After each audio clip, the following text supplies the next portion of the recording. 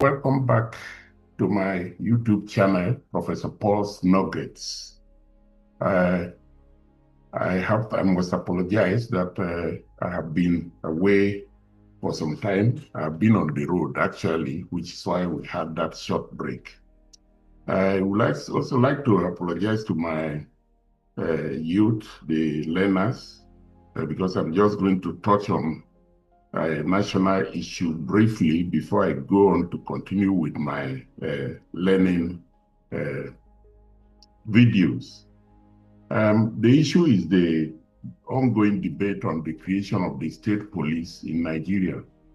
I'm not going to go into the politics of it, except to touch on some basic things in our history. A lot has been said about the creation of the state police. The lack of the state police is not a fault of the current government. It actually dates back way back into the 60s, after the first coup of 1966. And then the creation of the federation. The army came in, but of course we know there was a coup in January and then a counter coup in July 1966. The Civil War broke out in 1967, and the military government then created a federal structure, which they thought was a good idea to try to devolve powers to the different areas. But the military, by their very nature, are unitary. So you can't have a unitary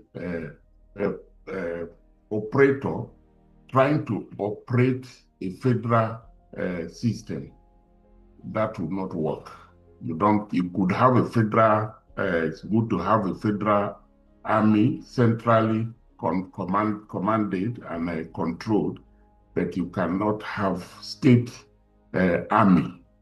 The ideal around the world is to have the state police, which we had pre-1966, because they were regional and even very low-level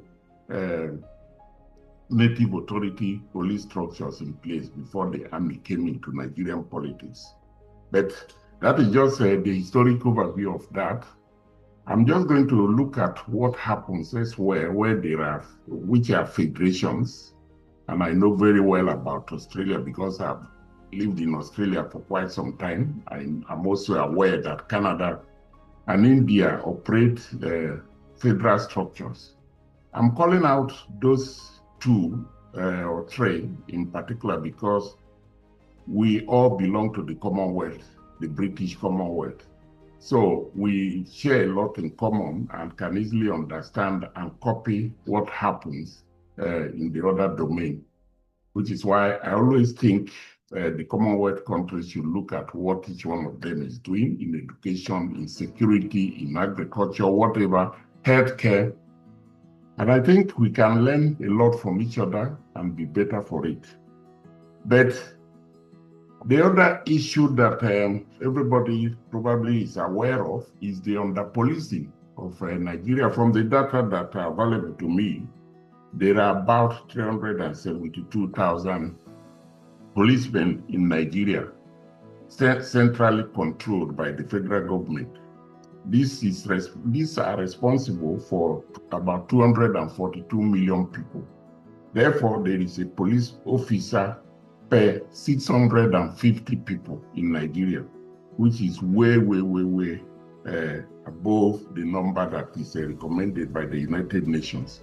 The United Nations recommendation is for one policeman or woman per 450 people. So Nigeria is grossly under-policed. The ratio in Australia is 1 to 480. Slightly better, much better. But Australia, you could still say, is under-policed. But we are looking at the population of Australia is just about 30 million or just under 30 million. And so having a police force of 59,000 is good. It's good enough. I know Australia is about the size of West Africa. So it is a large area, but most of it is empty. Most of the human habitation is around the coast. But again, these are some facts that we need to know. So what exactly is the difference between a federal police or a centrally managed police force and a state police? In Australia, there is a federal police which consists of just about 8,000 personnel, a small number, just 8,000. And then across the rest of the country, the states have their own police units, which total about 60,000. New South Wales, for the state of New South Wales, for example, has about 16,000 police personnel. Victoria, about the same number. It's a territory like the Northern Territory has just about 1,500 police personnel. So the federal police, consisting of 8,000 personnel in Australia, simply looks at focuses on federal issues. And these are generally national issues like the management of they do not operate across borders. They look at international issues like drug trafficking, human trafficking, major fraud issues, and cyber crime.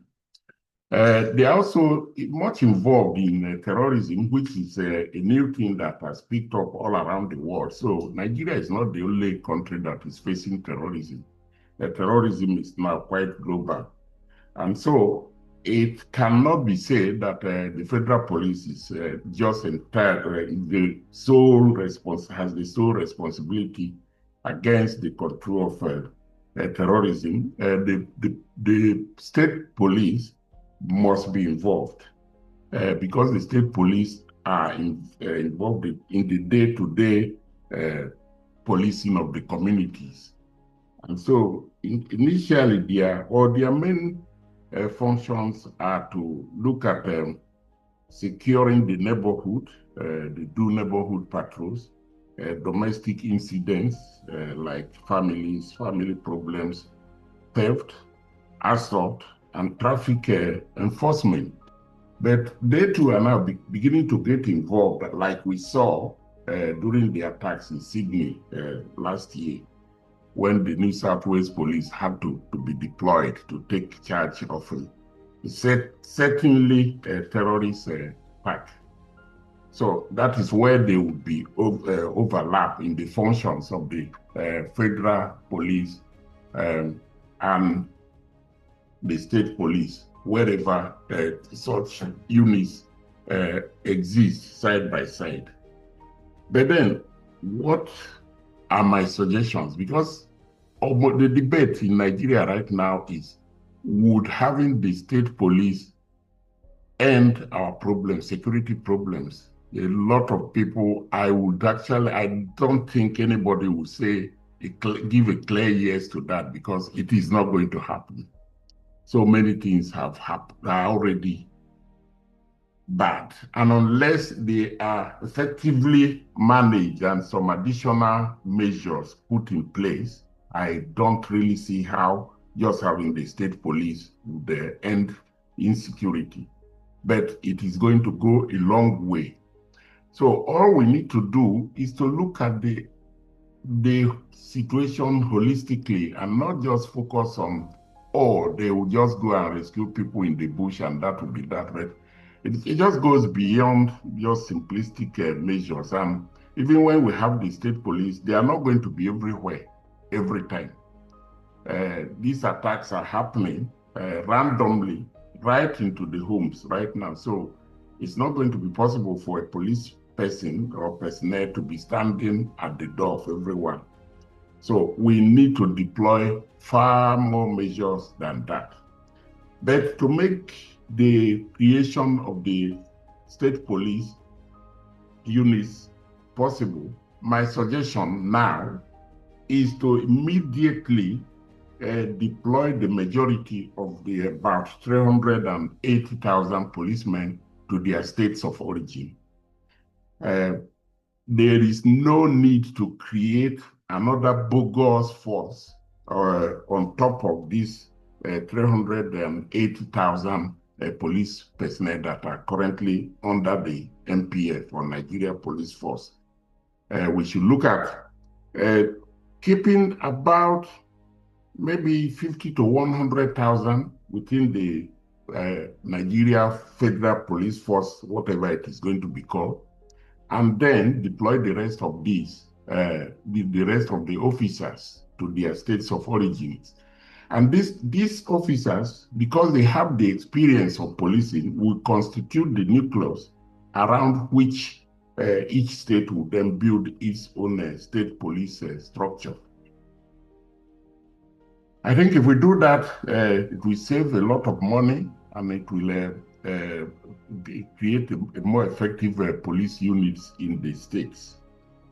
The other one I'm hearing that is in the act, or sorry, it's still a bill, it's not yet an act, it's still being debated in Parliament, is the chair of the police council, which I understand there will be a police council which will look after all police affairs, whether they are federal or state. And it is being proposed that the president, the national president, should be the chair of this council. I would suggest that we take politics out of this entirely, so that we don't have an issue of the parties bickering and then saying, oh, the president is supporting this area and not supporting that. I would suggest the appointment of a retired judicial person, say chief judge or any senior judge who is retired, to look after the police council. That to me would be the most effective thing to do. But if we need to also look deeper in terms of knowledge, then we can consider retired military or police officers to chair this council. But definitely, we should take the president out of this, because it will be another politicized, highly politicized thing that will not be effective. But what about ending terrorism, insecurity right now? I have always been thinking, knowing that the police cannot be everywhere, the army, the soldiers cannot be everywhere every time, I think we need to selectively arm some of the citizens, responsible citizens like senior civil servants, retired military and police officers, and the like. We need to arm them with licenses so the numbers are better controlled and we know who holds these arms. And so if we have a small number of these people holding some guns, no matter how minimal, highway insecurity, home and community attacks will stop, because the terrorists would not be able to know how many arms are within the community. Currently, I won't deceive you, I think Nigeria has a lot of illegal weapons around the communities, but a lot of times people wouldn't be bold enough to bring them out to defend themselves unless the government gives the go-ahead. And it is good that some of these pump-action guns are being licensed now, but we need something more effective, more legally covered, so that whenever the terrorists go into communities or stand on the highway, they will be aware that there will be response beyond what comes from the police and the army. I think I'm going to cut it at this point and wish the government and Nigeria all the best. And I hope that we can resolve these issues, because that country has a lot of potential and shouldn't be allowed to waste this potential. Thank you for listening. Do subscribe. From time to time, I'll be making these kinds of commentaries, but I'm not going to go deep into the politics of it, even though I know a lot more than I'm ready to talk about. Thank you. Bye.